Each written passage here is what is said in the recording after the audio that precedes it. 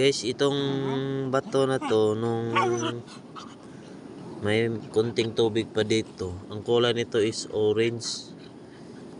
Nung wala ng tubig, ito na naging puti na sa mga mangha.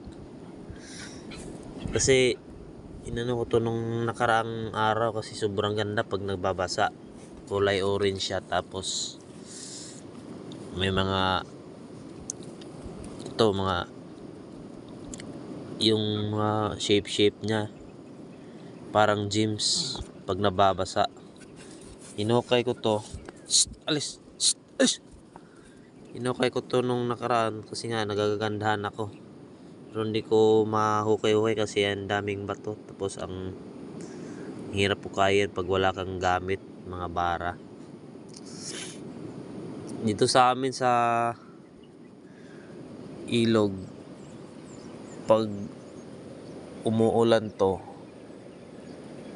ang laki ng baha.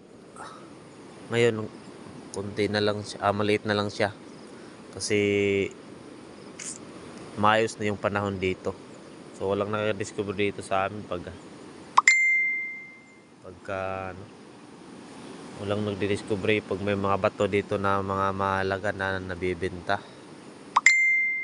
Nagse-search kasi ako sa YouTube yung mga meteorite na bato, kaya naghanap ako dito sa ilog kung meron man.